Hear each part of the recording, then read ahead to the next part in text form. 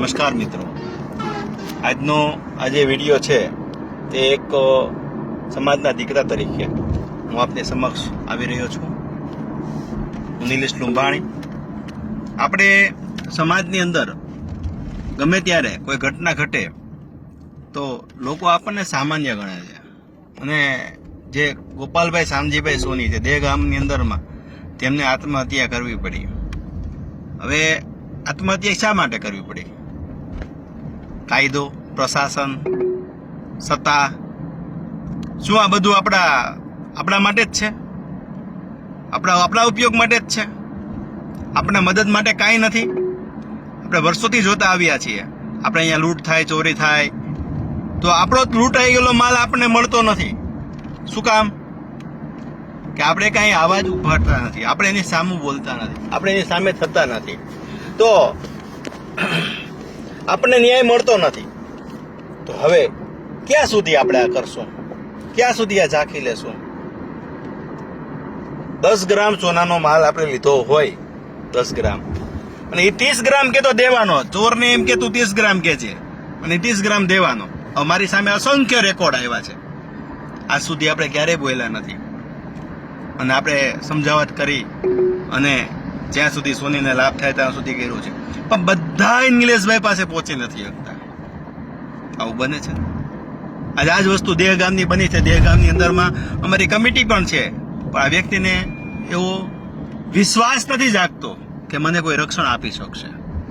કેમ? કેમ કે એને ખબર છે કે તંત્ર, ખાતું, સુરક્ષા બધું જ કાંઈ આપતું નથી. એટલે આ જે ગોપાલભાઈ શામજીભાઈ સોની ને જે મરવું પડ્યું છે, આજ પછી આવું કોઈ બીજા દીકરાને મરવું ના પડે એના માટે થઈને ગામથી કલેક્ટર દ્વારા આપણે આવેદન આપીશું, ઝુંબેશ ઉપાડીશું, અને જ્યાં સુધી અંત સુધી લડીશું. કોઈ પણ સામે આવે ત્યાં સુધી આપણે કોઈ પોતાથી બીવાની જરૂર નથી. આપણો સમાજ ડરીને બીને જ રહે છે.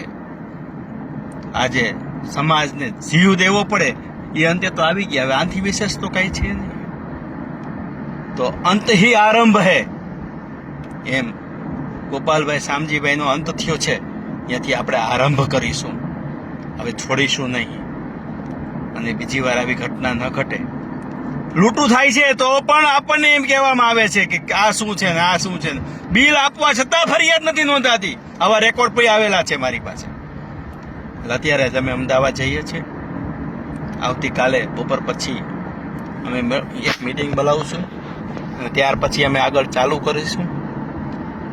તો અસ્તુ, બધાને આ વિડીયો વધારે શેર કરજો.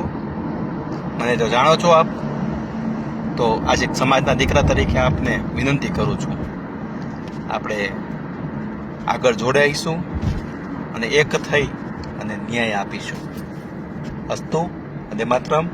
નિલેશ લુંબાણી.